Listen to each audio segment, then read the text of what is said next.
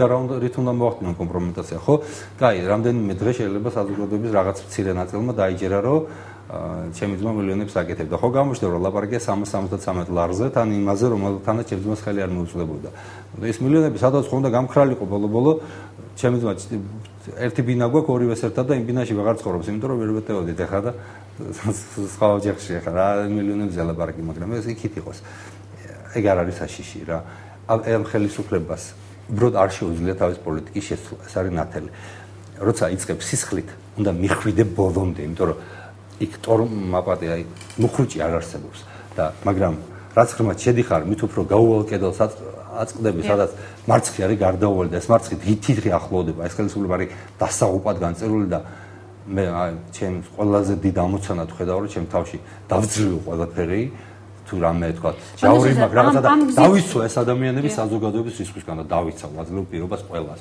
ვანო მერაბიშვილსაც, გიგა ბუკერიასაც, მიხეილ სააკაშვილსაც, ზურაბადი ყველას ვაძლევ პირობას რომ დავიცავ. მათ არ გადავათელებინებ საზოგადოებას, თორე საზოგადოება მათ რა მეთოდებით აპირებთ დაცვას? ანუ ამ შემთხვევაში აპირებთ თუ არა რომ კონკრეტულად თქვენი ძმის დასაცავად მიიღოთ რაიმე ზომები თუ ზოგადად თქვენი პოლიტიკური ბრძოლის ნაწილია? მათი დაცვა გაცილებით რთული ამოცანაა, გითხრათ სიმართლე, ვიდრე მათი დამარცხება და მათი შეცვლა.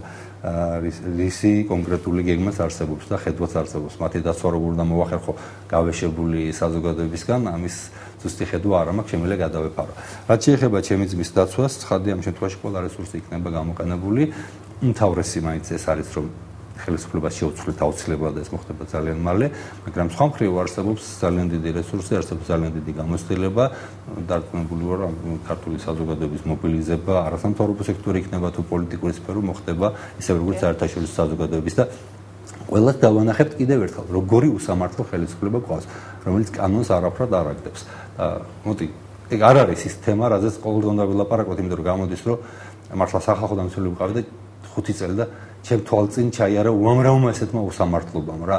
როდესაც ისე ვიმეორებ 25 წელი აქვს მის ჩიხი ადამიანს, რომელმაც თაღლეთობა ჩაიდნენ 3900 ლარის და 3 წელიწადში გამოუშვეს გირგვლიანის მკვლელები, რომლებიც მაცა მოიტაცეს ადამიანი სამსახურებული უფლებამოსილების ბოლოდად გამოყენების. აწამეს, გააშიშვლეს, შეურაცხყოფა მიაყენეს მას და მის მეგობარს. ჯგუფურად ჩაიდინეს ეს ყველაფერი, მოკლეს 3 წელიწადში გამოუშვეს და თუმცა ბატონო სოზარო, ასეთ უსამართლობებთან დაკავშირებით თავის დროზე თქვენ ირაკლი ოქროაშვილთანაც არაერთი შეხლა შემოხლა გქონდათ. გავიხსენებთ თუნდაც რუსეთიდან შემოსულ 300 ქართველს სოფელ კეხთან, სადაც თქვენ მასთან საკმაოდ ასე ვთქვათ უხეში საუბარი გქონდათ. ასევე ჯარისკაცების უფლებებს. დღეს თქვენ მასთან ერთად ერთ პარტიაში ხართ. რაც შეეხება კეხთან დაკავშირებით, მე მქონდა ძალიან სერიოზული დაპირისპირება მიხეილ სააკაშვილთან. მიხეილ სააკაშვილი იყო ვინც ამერიკა, მიხეილ სააკაშვილი იყო ვინც ჯერ მარწმუნებდა, ხოლო შემდეგ კიოდა ამ სიტყვის პირდაპირ მნიშვნელობით ბოლო ხმაზე, რომ უნდა წამოსულიყავ იქიდან, მე ვთქვი, აქედან ფეხს არ მოვიცვლი, ამ ადამიანებთან დავრჩები, დავიძინებ მანამ სანამ ისინი აქედან არ წამოვლენ, მანამდე ღამე გავათენე სწორედ მათთან ერთად ავტობუსში და ზუსტად 1 საათში მე გავიმარჯვე და ეს ადამიანები გამოვიდნენ იქიდან. საგურამოშიც იყო ინციდენტი, საგურამოში იყო, როდესაც ჯარისკაცი კუკავა, რომელსაც ნაწილის უფროსმა აიძულა ღამე გაციებული მდგარი პოზიციაში, თქონდა ასევე ძალიან სერიოზული დაპირისპირება შინაგან თავდაცვის მინისტრთან, ირაკლი ოქროაშვილთან, მაგრამ ეს ყველაფერი დარჩა წარსულში. დღეს ჩვენი ამოცანა რა არის? დღეს ჩვენი ამოცანა არის შევქმნათ ძალა, რომელიც შეძლებს ამ ხელისუფლების შეცვლას. ეხლა მე რამდენჯერმე შევხვდი ამ ბოლო პერიოდში ირაკლი ოქროაშვილს და ვიცი მისი დღევანდელი აზრები, მისი დღევანდელი შეხედულებები, მაგრამ მე მგონი არასწორი იქნება ამაზე ლაპარაკი. რა შემიძლია გითხრათ, რომ დღეს ჩვენ გვაქვს ძალიან ბევრ რამეში აბსოლუტურად ერთნაირი ხედვა. და წარსული არის დავიწყებული, მაგრამ მოდი თავი დავანებოთ ამ ერთნაირ ხედვას. შეუძლებელია სოზარ სუბარი მარტო ვერ გაიმარჯვებს. ირაკლი ოქროაშვილი მარტო ვერ გაიმარჯვებს. თქვათ გოგა გუნცაძეს, ეროსიკი ძმარიშვილს, ლევან გაჩიჩილაძეს მარტოს გაუჭირდებათ გამარჯვება, მაგრამ ჩვენ ერთად შეგვიძლია გამარჯვება და ჩვენ ერთად დარწმუნებული ვარ კიდევ ძალიან ბევრი პოლიტიკოსი და ძალიან ბევრი ადამიანი დადგება. დღეს მოხდა მართლა უპრეცედენტო შემთხვევა, როდესაც პოლიტიკურ პარტიაში გაერთიანდნენ აი ესეთ რიგითი მოქალაქეები, საზოგადოების გარკვეულ წრეებში შეიძლება ცნობილი, მაგრამ აი რიგითები კი არა, ძალიან ესეთი აქტიური ადამიანები, მაგრამ რომლებიც პოლიტიკას უფრთხოდნენ, პოლიტიკურ პარტიებს უფრთხოდნენ, რომლებიც არიან თქვათ პედაგოგები, თქვათ ვეტექიმია, ეკონომისტია, რომელიც ამერიკაში მუშაობს ლევან ჭიკვაიძე. რამდენად მისამვებით, როდესაც ესეთი ადამიანები პოლიტიკოსებად იქცევიან თავის დროზე, ამან არც თუ ისე კარგი შედეგი ამაზე გადის. გამარჯვების გზა ამაზე გადის. მე ხალხო გვარებს წავიკითხო რომ არ შემეშალოთ იმიტომ რომ მაია ხო ასმათ მაგრამ მაია ლორთი ფამილზე არის რომელსაც საზოგადოება იცნობს ხო ლევან ჭიკვაიძე წეგან ვახსენე თამარიაშვილი თამარ ფიოლია ძალიან ბევრი ესეთი ადამიანი არის მზად და აი და თქვენ ნახავთ რომ ყრილობამდე უამრავი მათგანი გაერთიანდება ჩვენს პარტიაში რატომ იმიტომ რომ მათ დაინახეს რომ უბრალოდ ესეთი აქტიურობით უბრალოდ ესეთი სამოქალაქო აქტივობით შეცვლა შეუძლებელია სწორედ პოლიტიკაზე გადის გარდატეხის გზა. აი რა გზებით ბატონო, თქვენ ბრძანეთ რომ ძალიან მალე უნდა მოხდეს ხელისუფლების შეცვლა. სხვა შორის რამდენიმე დღის წინ ეროსი კიწმარიშვილიც ამაზე საუბრობდა. მე გავიხსენებ თქვენივე განცხადებას, რომელიც პრესაში გამოქვეყნდა და მithმა მოთქმა და შემდეგ თქვენი პარტიის მხრიდან განცხადებები გამოიწვია. აქამდე ოპოზიცია იმიტომ აგებდა რომ სისხლის ზღვრაზე არ მიდიოდა. რას გულისხმობდით ამ ფრაზაში და რას გულისხმობთ ხელისუფლების სწრაფად შეცვლაში? თუ რას გულისხმობდი ამ ფრაზაში ამის პასუხი იყო შემდეგ კითხვის იქ მაწყვეტინებს ჟურნალისტი სვამს კითხვას და კითხვის შემდეგ ჩემს პასუხში ჩანდა ამაზე პასუხი. უბრალოდ რახანეს სათავეში გავიდა ეს მოიქცა საზოგადოების ყურადღების ცენტრში. გულისხმობდი ძალიან მარტივ რამეს და მოდი ისე მაგალითს მოვიყვან ხო მიხეილ სააკაშვილმა უთხრა ერთ ამერიკელ ჟურნალისტს რომ მე რომ რუსეთთან სამარცხინოდ წაგებული ომის შემდეგ ტალახში რო გორავდა იმის შემდეგ ეუბნება რომ მე რომ ამ ოპოზიციის ადგილას ვიყო ერთ თვეში დავამთავრებდი ხელისუფლებას და მართლა იზამდა როგორ იზამდა სამ თვეში აბატონსოზარ მაგრამ სამ თვეში რა მნიშვნელობა აქვს ერთ კვირაშიც იზამდა 9 აპრილს რო იყოფილიყო ან 26 მაისთან თქვა 13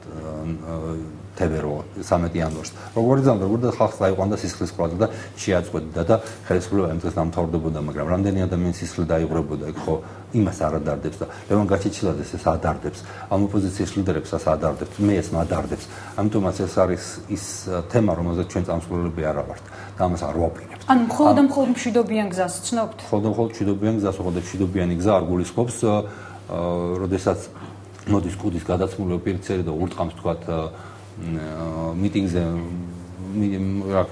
მდგომ აქტივისტს იქ გაიქცე და არაფერი გააკეთო ჩვენ გვაქვს უფლება დავიცვათ ჩვენი თავი ჩვენ გვაქვს უფლება აუცილებელი მოგერიების რასაც საქართველოს გამარჯვება ითვალისწინებს და ყველა ასეთი ზომა იქნება გამოყენებული იმისთვის რომ ჩვენი უფლებები დავიცვათ თუ კი გვაქვს ძალადობის წინააღმდეგ ძალადობას გამოიყენებთ ძალადობის წინააღმდეგ გამოიყენებთ ადეკვატურ ძალას და არ ძალადობას ადეკვატურ ძალას ეს სრულიად სხვა რამეა. როდესაც ვამბობდი რომ ოპოზიციამ წააგო, იმიტომ რომ სისხლის ზღვა არ გამოიყენა, გულისხმობდი რომ ოპოზიცია იყო ადეკვატური რეალობის და ეს არ მიდიოდა სისხლის ზღვაზე და ეს დაუშვებელია, ეს არ არის ჩვენი ამოცანა, მაგრამ ეს არ ნიშნავს რომ როცა გცემენ და უკანონოდ გიქცევიან, პასუხი არ გასცენ. რადიკალიზმი და უკომპრომისობა და არა ძალისმიერი ქმედებები ეს არის ქართული პარტიის გზა. თქვენი პარტიის განცხადებაში არის ეს ნათქვამი. აი რადიკალიზმში რას გულისხმობთ ამ შემთხვევაში? შეურიგებლობას რეჟიმთან. არ მიიღებას რეჟიმის თამაშის წესების. აი ეს არის პირველი რიგის ამოცანა. ხშირად თქვათ ხელისუფლება ნიშნავს არჩევნებს. მივიღებთ თუ არა მონაწილეობას არჩევნებში, რა თქმა უნდა მივიღებთ, მაგრამ ამ არჩევნებში მის მიერ შემოთავაზებულ თამაშის წესებს არ მივიღებთ. როგორ და ახლა ვაგიხსნით, თქვათ ისევ მაგალითს მოვიყვან, როდესაც ხელისუფლება გეუბნება და რაღაც ნერგავს ამ აზრს, რომ მაგალითად ოპოზიცია აგებდა დღემდე იმიტომ რომ არდებდა პროგრამებს. დებს ოპოზიცია პროგრამებს და ხელისუფლება სამი საპასუხოდ გეუბნება რომ გასაკეთებელი კიდევ ბევრია. დაქცინის პრაქტიკულად რა და არავინ ყურადღებას არ აქცევს შენს პროგრამებს, იმიტომ რომ ძალას თუ არ ხედავს საზოგადოება, მაშინ ხელისუფლება ძალას თუ არ ხედავს, მაშინ ის არ ითვალისწინებს შენს აზრს და საზოგადოება თუ ძალას არ ხედავს, მაშინ მას ეშინია რომ გამოყვეს. ამიტომ სწორედ ძალა უნდა დავანახოთ. ეს ვამბობდი ამ გასული არჩევნების წინ რომ ჩვენ რომ 30 მაისი იყო არჩევნები, ხო? ჩვენ 30 მაისამდე რამდენიმე დღით ადრე 26 მაისს მაგალითად გავიმეოროთ 1 წლის წინანდელი 26 მაისი, გავიმეოროთ ხალხით გავსებული სტადიონი. სულ სხვა შედეგი გვექნებოდა დღეს. რეალურად მიგაჩნიათ ამის გამეორება ბატონსოზარ? გასაკვირველია. საზოგადოება საქართველოში ეს რწმენა და საზოგადოების განწყობები ისეთი არის, წამში შეიძლება შეიცვალოს სამხრეთელები ვარ და სხვანაირი ტემპერამენტის ხალხი ვარ. ერთ წამში შეიძლება შეიცვალოს ეს განწყობა, როგორც კი დაინახავს საზოგადოება ძალას და დაინახავს ლიდერს, რომელიც უკომპრომისო იქნება.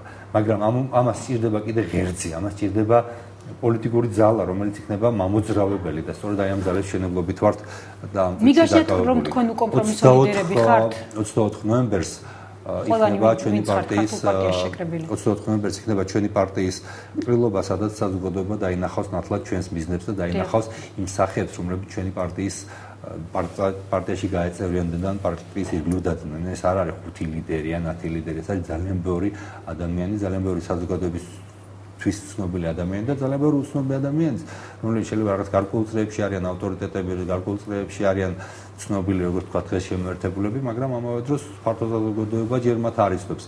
სწორედ აი ამ ახალი სახეებით ვაპირებთ ჩვენ საზოგადოებას დავანახოთ ჩვენ დროს სამწუხაროდ იწურება და კიდევ ერთი ძალიან მოკლედ ჩვენი საუბრის ბოლოს. მე მაინტერესებს თქვენი შინაგანი რწმენა ამ შემთხვევაში, რა უფრო რეალურად მიგაჩნიათ? ოღონდ ძალიან გულწრფელად. არჩევნები თუ ქუჩის გზით ხელისუფლების შეცვლა? არჩევნები და არჩევნების დაცვა ნებისმიერი კანონიერი საშუალებით, ნებისმიერი გზით. იმიტომ რომ არჩევნის შედეგს არავის არ წავართმევინებთ, როდესაც არჩევანს გართმევენ, მაშინ ნებისმიერი ქმედება არის კანონიერი, იმიტომ რომ კონსტიტუციაში გვიწერია, რომ არჩევნებიც ხდება ხელისუფლების შეცვლა და ხელისუფლების წყარო არის ხალხი და თუ ხალხს მის არჩევანს ართმევენ, ესე იგი გართმევენ კონსტიტუციის მთავარ პრინციპს, გართმევენ იმას, რომ შენ ხარ ხელისუფლების წყარო და ეს ხალხმა უნდა დაიცვას, ამას ჩვენ დავიცავთ, სწორედ აი ეს პარტიას ვაკეთებთ, რომელიც ამას დაიცავს. ძალიან დიდი მადლობა. ჩვენი სტუმარი იყო სოზარ სუბარი, დღეს ამით გემშვიდობებით, ორ შაბათს 10 საათზე ისევ შევხვდებით ერთმანეთს. ბედნიერ შაბათსა და კვირას გისურვებთ. ნახვამდის.